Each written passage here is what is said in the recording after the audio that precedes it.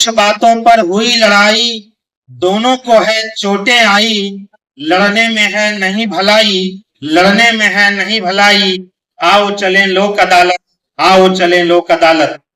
इस साल की प्रथम राष्ट्रीय लोक अदालत है। बिल्कुल। हमारे सामने जो स्रोत और रिपोर्ट है, हम उनकी गहराई में उतरेंगे।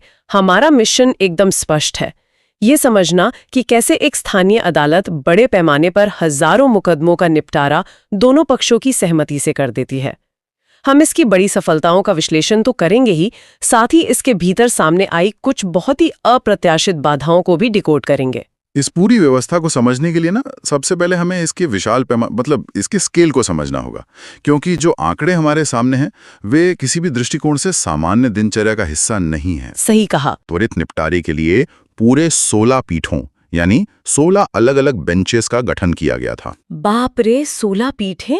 ये वाकई में एक बहुत बड़ा प्रशासनिक कदम है। पीठ को संभालने के लिए विशेष अनुभव चाहिए। इन 16 पीठों के संचालन के लिए 16 अलग-अलग न्यायाधीशों को नियुक्त किया गया था। हाँ, मेरे पास वो पूरी लिस्ट है यहाँ। इसमें वेद प्रकाश मोदी, गौरव आनंद, रंजन कुमार और आलोक कुमार, ओम प्रकाश, कुमारी मिट्ठू रानी भी थे। कंचन रानी, सानू कुमार, राकेश कुमार, नैन्सी कुमारी, शालिनी किरण, मयंक कुमार पांडे, मनोज कुमार सिंह और किरण कुमारी, रंजन देव और सुशांत कुमार शामिल हैं। मतलब लगभग पूरा का पूरा न्यायिक महकमा इस एक दिन के लिए अपनी नियमित फाइलों से हटकर केवल समझौते कराने में जुट गया था। बिल्कुल। इतने सारे वरिष्ठ अधिकारियों, क्लर्क, सुरक्षाकर्मियों और भारी भीड़ को एक ही दिन प्रबंधित करना अपने आप में एक बहुत बड़ी संस्थागत व्यवस्था की मांग करता है। ये सच में एक बहुत बड़ा लॉजिस्टिकल प्रयास है और इस महाआयोजन का उद्घाटन भी उसी भव्य स्तर का था। प्रधान जिला एवं सत्र न्यायाधीश ऋषिकांत और कई अन्य वरिष्ठ जिला जजों जैसे राजनारायण निगम, संजय कुमार तृतीय, ब्रजेश कुमार सिंह और साथ ही डीएलएसए सचिव करुणानिधि प्रसाद आर्या ने संयुक्त रूप से इसका विधिवत उद्घाटन किया। हाँ, और मंच का संचालन न्यायिक दंडाधिकारी कुमारी मिठू रानी और सानू कुमार ने किया। लेकिन इस उद्घाटन समारोह के दौरान एक ऐसा क्षण आया जो बहुत ही ध्यान खींचने वाला है। डीएलएसए सचिव श्री आर्या ने एक ऐसा वक्तव्य दिया जिसने इस स्थानीय आयोजन को वैश्विक पटल पर रख दिया। हाँ, और वो वक्तव्य इस पूरी कवायद को एक बहुत ही व्यापक परिप्रेक्ष्य में रखता है। अपने संबोधन में उन्होंने कहा कि आज जब पूरी दुनिया, विशेषकर अमेरिका, इजराइल, ईरान, रूस और यूक्रेन जैसे देश युद्धों में उलझे हुए हैं और वे अपनी अर्थव्यवस्थाओं को बचाने के लिए कड़ा संघर्ष कर रही हैं, ठीक उसी समय भारत में लोक अदालत का सफल संचालन किया जा रहा है। उन्होंने इसे देश की आंतरिक मजबूती और आर्थिक ताकत को दर्शाने वाला कदम बताया। एक मजबूत देश केवल सीमाओं पर तैनात सेना से नहीं बनता, वो तब भी मजबूत होता है जब आम नागरिक कानूनी पचड़ों से मुक्त होकर अपने काम पर ध्यान केंद्रित कर पाता है। युद्ध अर्थव्यवस्था को पीछे धकेलता है, जबकि मुकदमों का त्वरित निपटारा अर्थव्यवस्था को गति देता है। ये सच में एक आंखें खोलने वाला दृष्टिकोण है। यानी जो विवाद कागजों में दबे थे, उनके सुलझने से जो पैसा बचा वो सीधे समाज के विकास में लग रहा है। बिल्कुल। और ये विचार हमें स्वाभाविक रूप से उन ठोस आंकड़ों की ओर ले जाता है जो इस आयोजन से निकलकर सामने आए हैं। हाँ, आंकड़ों की ये गवाही वास्तव में सिस्टम की क्षमता को दर्शाती है।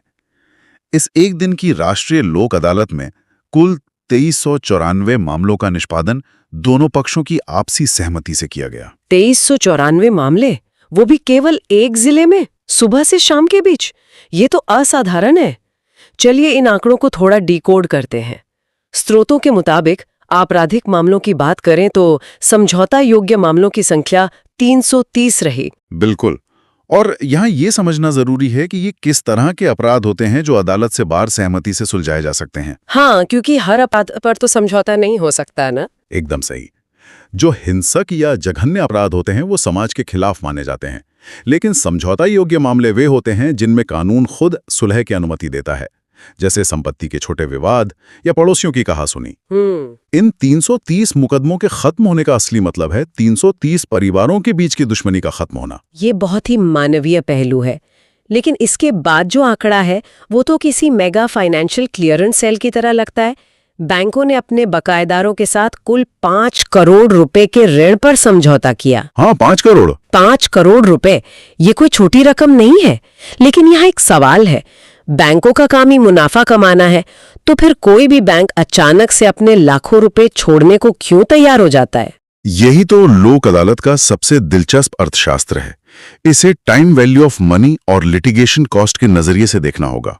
अच्छा। हाँ, सामान्य प्रक्रिया में एक बैंक को अपने एनपीए की रिकवरी के लिए सालों केस लड़ना पड़ता है। वकीलों की फीस, कोर्ट के चक्कर, भारी खर्च होता है और सालों तक वो पैसा बैंक के किसी काम का नहीं रहता। और दूसरी तरफ कर्ज लेने वाला लगातार बढ़ते ब्याज के बोझ तले दबता जाता है। बिल्कुल, दोनों ही पक्ष हार रहे होते हैं। इसीलिए लोक अदालत एक समाधान लाती है।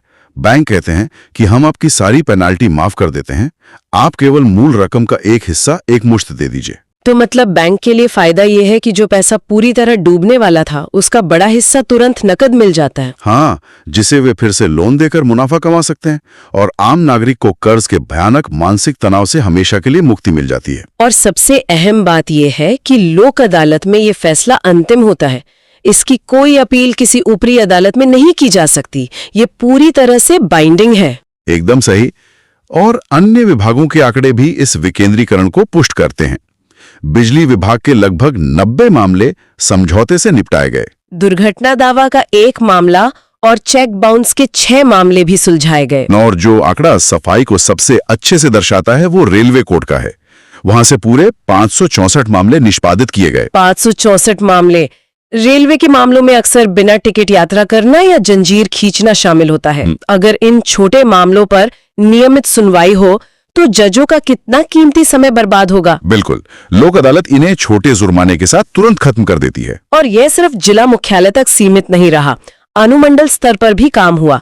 मंझौल से 99, बखरी से 17, बलिया से 54 और तेघड़ा से 37 मामले सुलझाए गए। ये दिखाता है कि प्रक्रिया ग्रामीण इलाकों तक भी सफलतापूर्वक पहुंची है। हाँ, ये सब कुछ एक बहुत ही आदर्श तस्वीर पेश करता है। लेकिन जैसा कि हर असली कहानी में होता है, ये आयोजन पूरी तरह से खामियों से मुक्त नहीं था। या एक बहुत बड़ा विरोधाभास भी सामने आया। बिल्कुल, भारी सफलताओं के इस जश्न के बीच एक गहरी विडंबना है, जो इस पूरी अदालत का सबसे बड़ा आकर्षण होने वाला था, जिसके लिए सबसे ज्यादा प्रचार हुआ था।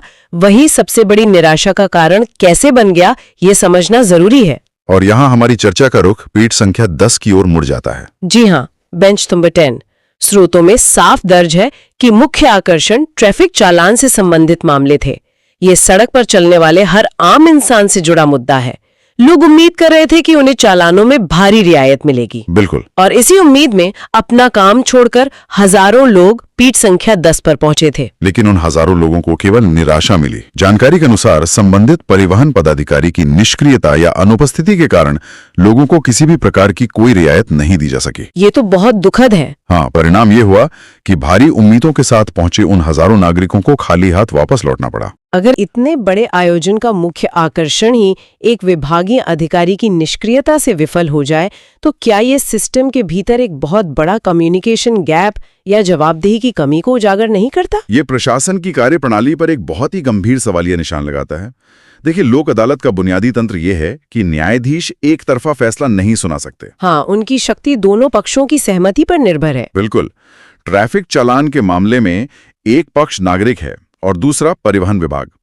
अगर विभाग का अधिकारी मौजूद ही नहीं है या छूट देने को तैयार नहीं है, तो न्यायिक अधिकारी असहाय हो जाते हैं। इसका मतलब है कि न्यायपालिका पूरी तरह से तैयार थी, लेकिन कार्यपालिका ने ऐन मौके पर साथ छोड़ दिया। जब हजारों लोग अपना रोजगार छोड़कर आते हैं और उन्हें बैरंग लौटना पड़ता है, तो सिस्टम की विश्वसनीयता को गहरी चोट पहुंचती है। एकदम सही बात है। कोई ये नहीं देखता कि गलती जज की थी या परिवहन अधिकारी की। सब बस ये देखते हैं कि सिस्टम ने धोखा दिया। ये संस्थागत समन्वय का पतन है। लेकिन इस भारी निराशा और अव्यवस्था के बीच स्रोत एक और बहुत महत्वपूर्ण पहलू पर प्रकाश डालते हैं: नेतृत्व और जमीनी स्तर पर संकट प्रबंधन। जब पीठ संख्या 10 पर इतनी भारी भीड़ जमा हो और लोग निराश हो रहे हों, तब अच्छे नेतृत्व की असली परीक्षा होती है। हाँ, और यहाँ डीएलएसए सचिव करुणानिधि प्रसाद आर्या की भूमिका का उल्लेख करना बेहद जरूरी है। अक्सर हम सरकारी व्यवस्था में देखते हैं कि बड़े अधिकारी फीता काटते हैं और फिर अपने एसी ऑफिस में लौट जाते हैं। हाँ, सारा काम निचले कर्मचारियों पर छोड़ दिया जाता है। लेकिन बेगूसराय में ऐसा नहीं हुआ। स्रोतों में स्पष्ट है कि सचिव श्री आर्य पूरे दिन केवल कार्यालय में नहीं बैठे रहे, वे लगातार मैदान पर डटे रहे और सभी 16 पीठों में जाकर मुआयना किया। अरे वाह। सबसे महत्वपूर्ण बात, उन्होंने लोगों की शिकायतें सीधे सुनी और कई मामलों में मौके पर ही निपटारा कर दिया। ये कदम इस अक्सर डरावनी लगने वाली कानूनी प्रक्रिया में एक बहुत ही जरूरी मानवीय स्पर्श जोड़ता है। जब कोई इतना वरिष्ठ न्यायिक अधिकारी खुद कैबिन से बाहर निकलकर भीड़ के बीच आकर बात सुने, तो आम जनता का डर काफी कम हो जाता है। ये विधिक सेवा प्राधिकरण के मूल दर्शन को भी चरितार्थ करता है। कार्यक्रम के अंत में सचिव ने इस सफल संचालन के लिए सभी न्यायाधीशों और जिलावासियों को बधाई भी दी। ये सच्चे नेतृत्व का उदाहरण है। तो आज के इस विस्तृत चर्चा के आधार पर अगर हम बेगूसराय की इस लोक अदालत का मूल्यांकन करें तो 2 अलग-अलग तस्वीरें उभरती हैं। एक तरफ ये 2394 लंबित मामलों के शांतिपूर्ण निपटारे का शानदार जश्न है। ये बैंकों और लोगों के बीच 5 करोड़ रुपए के सुलझे हुए वित्तीय तनाव की राहत है। बिल्कुल, यह इस बात का प्रमाण है कि जब न्यायपालिका दंड के बजाय सहमति का रास्ता अपनाती है तो वो कितनी तेजी से काम कर सकती है। लेकिन दूसरी तरफ ये आयोजन हमारे प्रशासनिक समन्वय की उन गहरी खामियों का भी आईना है जिन्हें नजरअंदाज नहीं किया जा सकता। पीठ संख्या 10 में जो कुछ हुआ, जहां केवल एक विभाग की निष्क्रियता से हजारों नागरिक हताश होकर लौट गए, वो दिखाता है कि हमारी व्यवस्था कितनी नाजुक डोर से बंधी है। सही कहा। एक तैयार न्यायिक तंत्र भी तब तक 100% सफल नहीं हो सकता जब तक राज्य के अन्य विभाग पूरी जिम्मेदारी से उसका साथ ना दें। हमने शुरुआत में कानूनी प्रक्रिया को भूल भुलैया कहा था।